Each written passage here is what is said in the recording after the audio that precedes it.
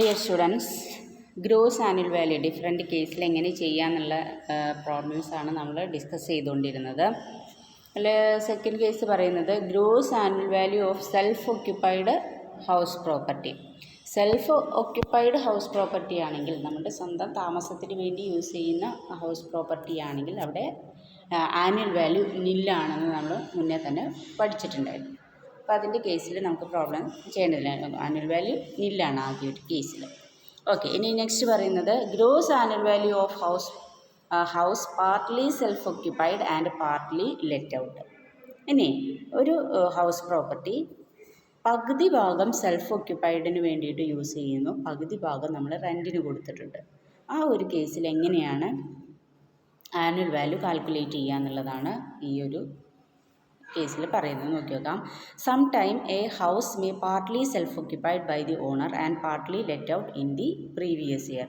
Previous ഇയറിൽ കുറച്ചു പകുതി ഭാഗം സെൽഫ് ഒക്യുപ്പൈഡിനും പകുതി ഭാഗം റെൻറ്റിനും വേണ്ടിയിട്ട് പ്രൊവൈഡ് ചെയ്തിട്ടുണ്ടെങ്കിൽ, അതിൽ ഫസ്റ്റ് കേസ് പറയുന്നത് ഇഫ് യൂണിറ്റ്സ് ആർ ഇൻസെപ്പറബിൾ, അത് സെപ്പറേറ്റ് ആക്കിയിട്ടില്ലെങ്കിൽ, അല്ലെങ്കിൽ സെൽഫ് ഒക്യുപ്പൈഡ് ആണ് അല്ലെങ്കിൽ പകുതി ലെറ്റ് ഔട്ട് ആണ് എന്നുള്ളത് സെപ്പറേറ്റ് ആക്കിയിട്ടില്ലെങ്കിൽ, it is considered as one house and no benefit of self occupation is allowed. അത്ര കേസിൽ സെൽഫ് ഒക്യുപ്പേഷൻ്റെ ബെനഫിറ്റ് ഈ ഇത്തരം ഹൗസ് പ്രോപ്പർട്ടിക്ക് കിട്ടില്ല എന്ന് പറയുന്നത്.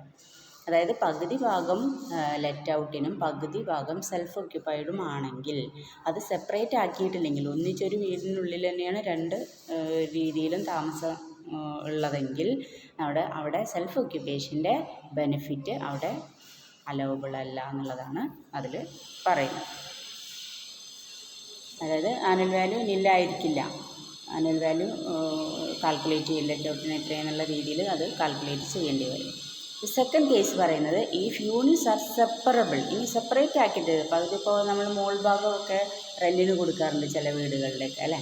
അപ്പോൾ അങ്ങനെ ആ ഒരു സിറ്റുവേഷനിൽ if units are separable, each unit or part is to be treated as separate house and benefits their own is provided.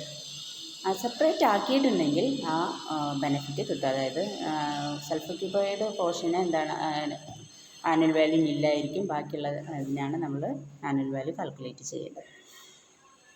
ഇനി if the house property is let out for part of the year and is used for self occupation four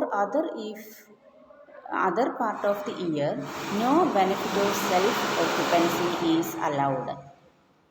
ഇനിയിപ്പോൾ previous ഇയറിൽ കുറച്ച് മാസങ്ങൾ self ഒക്യുപ്പേഷന് വേണ്ടി use ചെയ്തു, എന്നിട്ട് അത് റെൻറ്റിന് കൊടുത്തിട്ട് അവർ വിദേശത്തേക്കൊക്കെ പോവുകയാണെങ്കിൽ ആ കേസിൽ എന്താണ് സെൽഫ്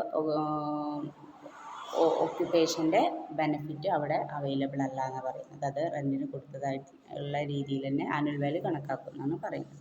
നോക്കി നോക്കാം നമ്മൾ ഇതിലെങ്ങനെയാണ് പ്രോബ്ലം ചെയ്യുക എന്നുള്ളത്. ഫസ്റ്റ് നോക്കി നോക്കൂ. From the following information calculate the annual value of the house. അപ്പോൾ നമ്മൾ പറഞ്ഞ ഈ മൂന്ന് കേസിലാണ് ഈ സെൽഫ് ഒക്യുപ്പേഷൻ ഇങ്ങനെ പാർട്ട്ലി സെൽഫ് ഒക്യുപ്പൈഡും പാർട്ട്ലി ലെറ്റ് ഔട്ടായിട്ട് വരിക എന്നുള്ളതാണ് അവിടെ പറഞ്ഞിട്ടുള്ളത്. ഇനി പ്രോബ്ലം നോക്കി നോക്കൂ. From the following information calculate the annual value of the house. അതിൽ ഫസ്റ്റ് പറയുന്നത് half of the house is self occupied, half of the house let out four 10,000. അപ്പോൾ പകുതി ഭാഗം സെൽഫ് ഒക്യുപ്പൈഡിന് വേണ്ടി യൂസ് ചെയ്യുന്നു, പകുതി ഭാഗം റെൻറ്റിന് കൊടുത്തിട്ടുണ്ട്. അപ്പോൾ ഇവിടെ എപ്പോഴും ശ്രദ്ധിക്കേണ്ടത് എന്താണെന്ന് വെച്ചാൽ ഒരു ഇയറിൽ കുറച്ച് ഭാഗം സെൽഫ് ഒക്യുപ്പൈഡിന് കുറച്ച് ഭാഗം റെൻറ്റിന് അല്ല ഇവിടെ കൊടുത്തിട്ടുള്ളത്.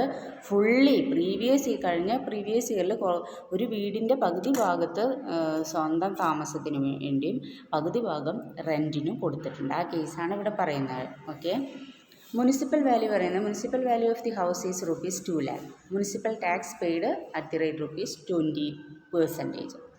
ഓക്കെ, ഇനി എങ്ങനെ ചെയ്യുക എന്നുള്ളത് നോക്കാം. Calculation of the annual value of the house.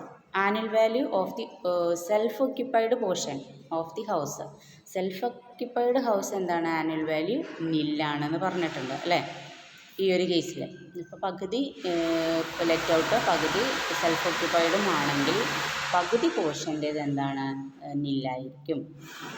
Annual value self occupied പോർഷൻ്റേത് ആനുവൽ വാല്യൂ നില്ലായിരിക്കും. Okay, gross annual value of let out portion. ഇനി റെൻറ്റിന് കൊടുത്ത പോർഷന് കാൽക്കുലേറ്റ് ചെയ്യാം. സെൽഫ് ഒക്യുപ്പൈഡിൻ്റെ അവിടെ നില്ലാണ്. ഇനി നെക്സ്റ്റ് ലെറ്റ് ഔട്ടിന് കൊടുത്ത പോർഷൻ നോക്കി നോക്കൂ. Expected rent 1 lakh. അതായത് 1 lakh എന്ന് പറയുന്നത് അവിടെ മുനിസിപ്പൽ വാല്യൂ കൊടുത്തിട്ടുണ്ട്. 2 lakh ആണ് അവിടെ മുനിസിപ്പൽ വാല്യൂ എന്ന് പറയുന്നത്. അപ്പോൾ ഹാഫ് പോർഷൻ മാത്രമാണ് ലെറ്റ് ഔട്ട് ആയിട്ടുള്ളത് അല്ലേ, റെൻറ്റിന് കൊടുത്തിട്ടുള്ളത്. അപ്പോൾ ആ ഒരു ഹാഫ് പോർഷൻ്റെ റെൻറ്റ് എന്ന് പറയുന്നത് എത്രയായിരിക്കും? 1 lakh ആയിരിക്കും. അപ്പോൾ എക്സ്പെക്റ്റഡ് റെൻറ്റ് നമ്മൾ 1 lakh എടുത്തു. ഓർ ആക്ച്വൽ റെൻറ്റ് എന്ന് പറയുന്നത് 10,000 പെർ മന്താണ് പറഞ്ഞിട്ടുള്ളത്. 10,000 പെർ മന്തിൽ കാൽക്കുലേറ്റ് ചെയ്യുമ്പോൾ 1,20,000 വരുന്നത്.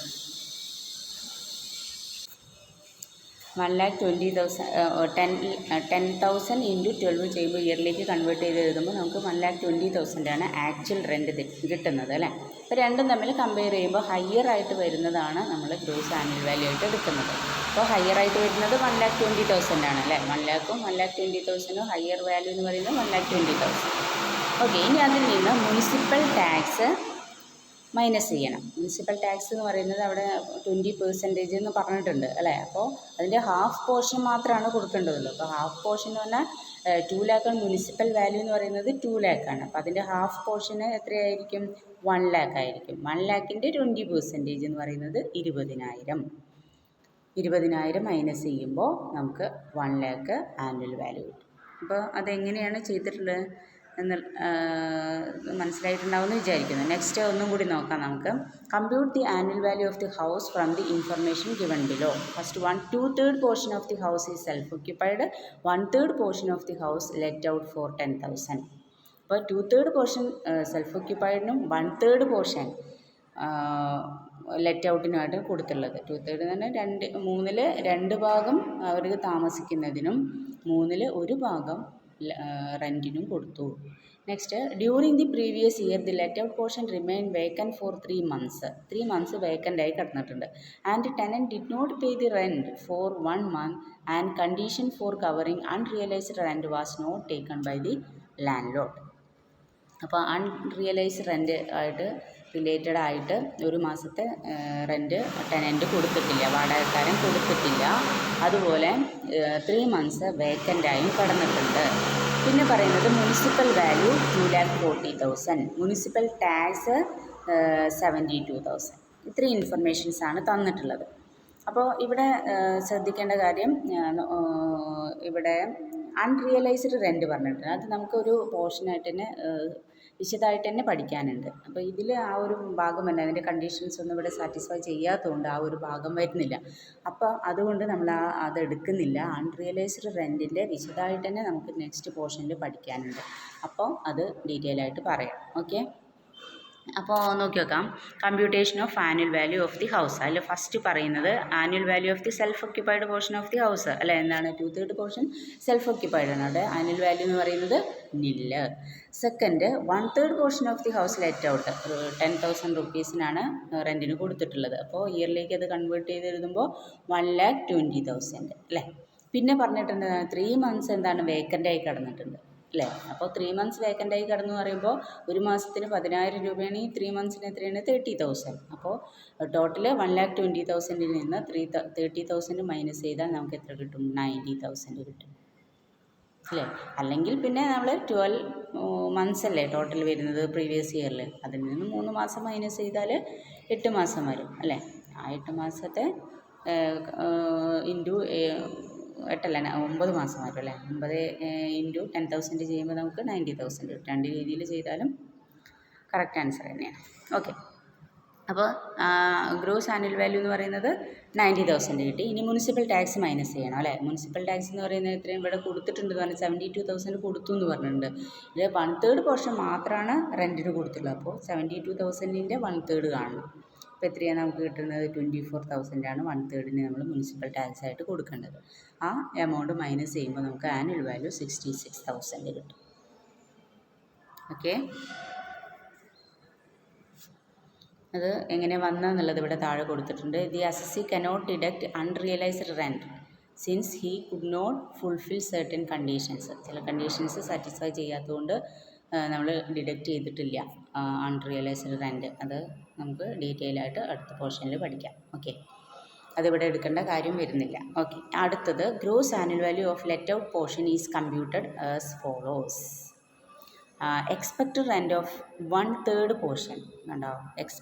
ഇവിടെ എക്സ്പെക്റ്റഡ് റെൻ്റ് വരുന്നത് 80,000 ആണ് അല്ലേ. 80,000 എന്ന് പറയുമ്പോൾ എങ്ങനെയാണ് വരുന്നത്? Expected rent municipal value municipal value എന്ന് പറയുന്നത് എത്രയാണ്? 2 lakh അല്ലേ. ഇവിടെ എത്രയാണ്? മുനിസിപ്പൽ വാല്യൂ എന്ന് പറയുന്നത് 2,40,000 ആണ്. ഈ 2,40,000-ൻ്റെ 1/3 ആണ് എന്തെന്ന് പറയുന്നത്? ഗ്രോസ് ആനുവൽ വാല്യൂ എന്ന് പറയുന്നത്, അല്ല എക്സ്പെക്റ്റഡ് റെൻ്റ് എന്ന് പറയുന്നത് അല്ലേ. ഒരു എക്സ്പെക്റ്റ് ചെയ്യുന്ന റെൻ്റ് എന്ന് പറയുന്നത് 1/3 പോർഷൻ മാത്രമാണ് റെൻറ്റിന് കൊടുത്തിട്ടുള്ളത്. അതുകൊണ്ട് 2,40,000-ൻ്റെ 1/3 എന്ന് പറയുന്നത് 80,000. അപ്പോൾ എക്സ്പെക്റ്റഡ് റെൻ്റ് 80,000. ഇനി ആക്ച്വൽ റെൻ്റ് നമ്മളിവിടെ കണ്ടെത്തി അല്ലേ. 1,20,000 ആയിരുന്നു ടോട്ടൽ വരുന്നത്. അതിൽ നിന്ന് വേക്കൻറ്റ് പോർഷൻ മൈനസ് ചെയ്താൽ കിട്ടുന്നതാണ് ആക്ച്വൽ റെൻ്റ് എന്ന് പറയുന്നത്. രണ്ടും തമ്മിൽ കമ്പയർ ചെയ്യുമ്പോൾ ഹയർ വാല്യൂ ഏതാണോ അതാണ് ഗ്രോസ് ആനുവൽ വാല്യൂ. 90,000 അതാണ് നമ്മൾ ഗ്രോസ് ആനുവൽ വാല്യൂ ആയിട്ട് എടുത്തത്. അതിൽ നിന്ന് മുനിസിപ്പൽ ടാക്സ് മൈനസ് ചെയ്തു. അപ്പോൾ നമുക്ക് നെറ്റ് ആനുവൽ വാല്യൂ കിട്ടി 66,000. ഓക്കെ.